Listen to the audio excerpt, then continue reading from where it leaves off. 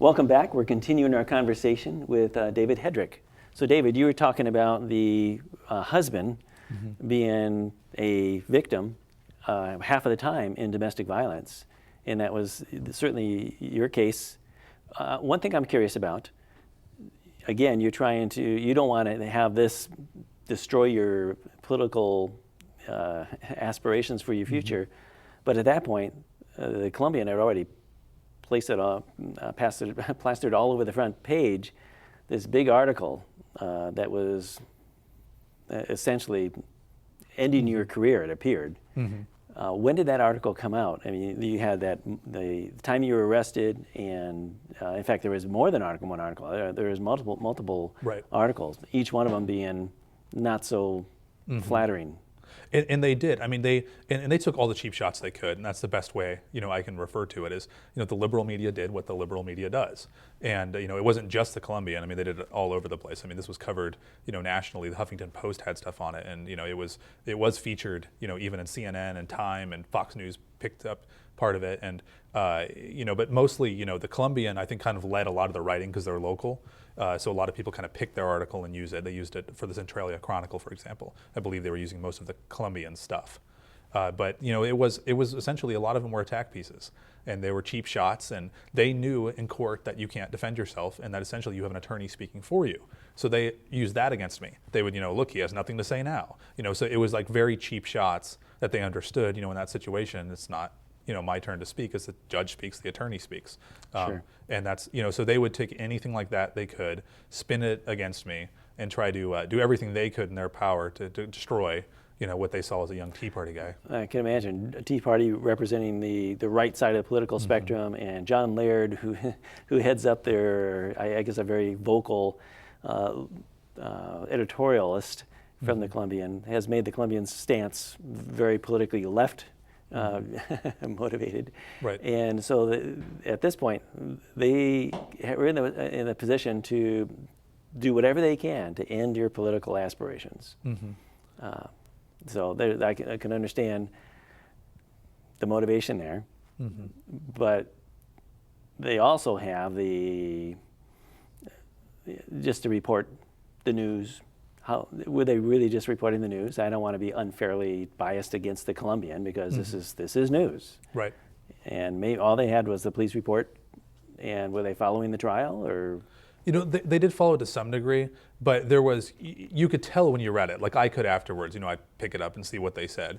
And in some of the things they wrote, it was pretty clear that this was, they were cheap shots, and it was and you could see that in the writing. It was basically they were attacks, and the final one was more fair. When it was all done, of course, it wasn't huge on the front page. It was a little, clip on the front page, but the final one was more fair. There was one piece in it, where they did refer to my recently amicable relationship with my ex-wife, and that kind of, I think, made some suggestion that wasn't there. This is about a phone call where we're disagreeing on parenting. Sure. It's not we're not hanging out or something.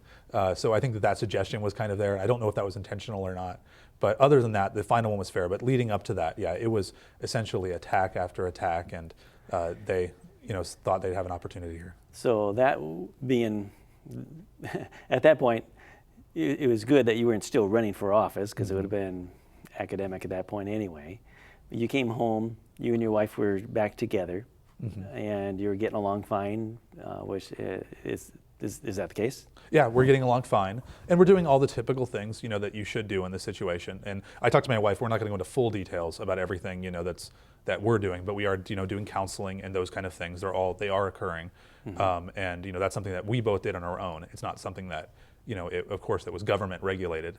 And in this situation, we looked at it and we said, what should have happened is if anyone was arrested in that situation, and it's arguable whether someone should or shouldn't be in those kind of situations, but if someone was, it should have been her. She committed the attack, she did it. And at anything, when they realized that I was the victim, this is something they should have dropped and said, then at that point they would have to make a decision. Do we go after the actual perpetrator, or do we just drop the whole thing? Unfortunately, they didn't do that, and the entire time.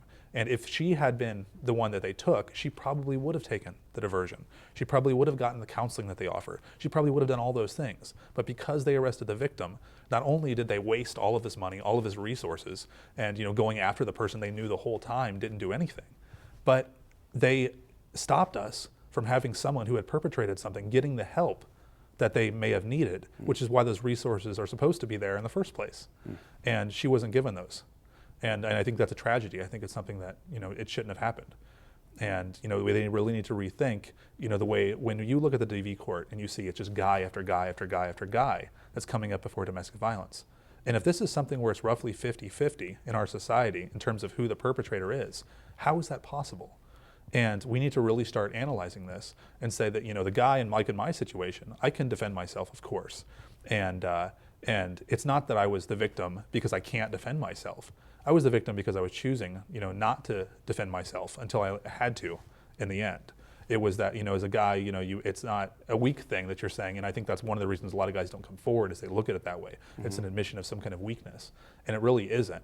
It's, we can't look at it that way as society. The guy is, if he's attacked, he's being attacked just like a female being attacked. And just because he doesn't necessarily fight back doesn't make him less of a victim. Well, we're getting one side of the story here. We're getting your point of view. There are people that will view this and think, well, that's what he says. Where is she? Well, what about her story? You've said things that she was drinking, she became violent and all. How does she feel about you having this interview and telling this, just laying this all out and say, she did this? Is that okay with her? Well, and it is. And the reason it became okay with her is, we had an experience outside the courtroom one day. And she, essentially what had happened is someone came running outside the courtroom chasing me. And I was thinking, okay, who is this? And she ran down the steps and I thought maybe it's the media or something like that. I was about to, just leave. And the woman ran up to me crying and hugged me. And I was like, okay, this doesn't happen every day. You don't know this person. I have never seen her before in my life. And it turns out that her husband was being charged with domestic violence and a very similar situation had occurred. And, she was attacking him. He basically pushed her off of him and ran straight out the door to leave when he was getting physically attacked. She then called the police and said he pushed her, because he did, to push her off of him. And he was then charged with domestic violence, kept from his home. His business was at home, so their business was being destroyed because they couldn't get together. There was all kinds of consequences that were coming out of it. And she was crying, bawling her eyes out, thanking me for fighting back, because everyone else was caving because the county, it's powerful when they come after you like that. You have government coming after you and you simply plea and you simply get out of it. And she was glad that someone was standing up to him saying, no, I'm not taking the diversion. I'm not admitting I did something I didn't do. I'm going to fight back. So she came out to you, she was just, she actually hugged you. She did. And explained this story to you. Absolutely. Thinking that, now was her husband still being prosecuted at that time? He was. He was actually in, and I hadn't seen him. I don't even know what he looks like today, but he was inside, apparently he was inside the courtroom and he was working on the plea deal that he was going to take, even though he had done absolutely nothing wrong. And it was destroying them as a family. So it was looking like that was going the wrong way.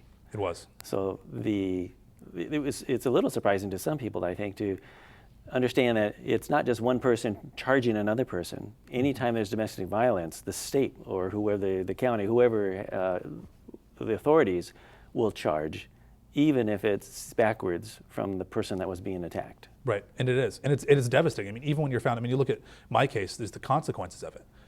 It's, they come after you and you have to pay for your own attorney, which, can cost tens of thousands of dollars by the time it's over with when you're paying for an attorney. That's only if it's there. If you have a divorce, you're going to be paying for an attorney now in family court to fight against if the other person's trying to take your children. You were, in my case, the business was definitely, this did huge damage to my business. It was, it was, like I said, it was reported everywhere from Fox News to everywhere. And I had to cancel a book tour because of it, because this was just on every single pamphlet that had my book that I had just written and spent all this time working on. It also said, by the way, he's charged with domestic violence. And, so this is something that it completely was devastating. I've had a radio job that I was supposed to get, that I was told flat out by the person making the radio job, I was going to do a conservative talk show, that this is the reason I was stopped, is because of this. Now you think about that. I'm the victim of this. They do all of this to you, and they can absolutely just destroy everything you're doing, and it's all based on something that's not even true.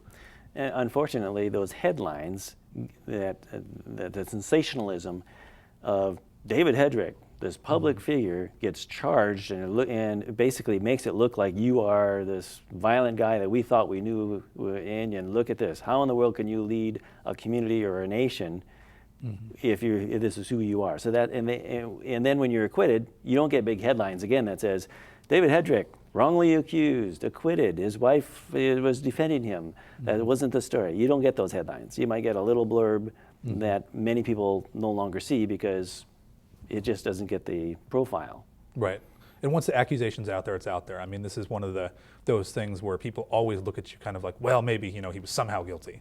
It's kind of, I think a lot of people have that tendency, especially in these situations, after seeing all the Lifetime movies and all the things, you think, maybe she's really just protecting him. And when you look at the evidence in my case, though, that kind of goes out the window pretty quick because we have enough of it that it shows that can't be the case. But in a lot of cases, you don't have that evidence. You don't have the phone records, or you don't have the. So that was about a year ago now. And the year, well. Well, it was October. Okay, so months ago, many months ago. You and your wife are getting along fine? We are. Yes. And she's been receiving some help, some counseling? Yeah, absolutely. You still love your wife? Absolutely, yes. And the situation with your ex-wife, is that still strained? It's still, yeah, it's strained. She went, because of the direction she went with trying to keep me from my son, of course, that made it more strained than it's been before. And it actually got worse for a while. You still have part-time, you're still sharing time with We're still your sharing son. time. Yeah, and I've reclaimed most of my time, but it took a while to get the time back that was taken from me, to try to get back on the regular schedule. It was a fight, and I had to battle for it, every inch of it. And even though I was shown to be not guilty, that's something, as a father, you're still on the outside, essentially, a lot of times in family court. Still, there are negative consequences anytime you have domestic violence. It just, everybody loses. You still feel like you can be involved in the community, you feel like you still have a political future, that people can understand this situation and maybe learn, gain some insight they didn't have? Well, yeah, and I think that, one of the things I'm doing by coming out here, and this is what my wife and I had talked about, was that, we have to tell the story. And, this is part of me still being involved in the community, is saying that, this happened, and maybe we can all learn something from it, and you may not look at, a domestic violence situation the same as you did before, that you realize, not that it doesn't happen, because it does happen. And when it does happen, we need to step in and stop, protect the victim and do the right thing. But it's not always as clear cut as it seems from the outside as soon as you get that report. And if we need to re-examine the way we do things, and if we're arresting citizens because the primary aggressor, thing where we're saying, well, he's male, therefore he must be the primary aggressor, no matter what the evidence says, that's a problem, and that's not a way a free society operates. And we can't behave that way in Clark County. And we need prosecutors that understand and have moral conviction that will say, this is wrong. And I don't care about the political pressure. I don't care that this is the most popular case in the DV unit and everyone wants to know what's going on with it. I don't care about that. I have to stand up as a prosecutor and say that, I took an oath and I need to do the right thing. I need to abide by the professional, standards of conduct in my community, where I can't go after victims if I know they're victims, just because politically it's popular. And then that kind of thing is something that we need to change. And I hope that, by bringing this out, and my wife, we talked about it a lot. She's not a public person. She doesn't want to go on TV a lot. If you've noticed during the campaign, she was always off stage, and we always kept her in the background. She has her own career, and she doesn't want her face plastered in the Columbian on the front page. I do it it's just something, it has to be part of what I do. I can't do it without going in front of cameras. But yeah, we've tried to keep our family life as private as possible, and she wants to stay private and keep our family life as private going forward. Sure. So you still have friends. She still has her best friend that at the time you tried to get them together. So they're still best friends. Absolutely. Yep. They've been best friends for years. Okay. And you're still hoping to be involved in the future. Are you still actively involved with the Tea Party and still hope to participate in our civic affairs? Well, I am the Tea Party, so I have to be involved in it. You and the Tea Party. Yes, Okay. yes. We're all the Tea Party, all of us Okay. that are in it. So yeah, it's something that I definitely believe in it. That's my belief. That's my conviction. I want to return our nation back to the constitutional foundings that we started at. Back to that position. Okay. And that's a great life goal to have, is to make my children more free than I was when I was born into this country. That's very good. We can wrap it here, or we can take one more segment. We can talk about your convictions for how to make this country better. We can do that. That's fine. Right. And we'll wrap up this section, and we'll come back in a minute. If you want to hear about how David what he would like to change for the future, we can make it done. Okay, thanks.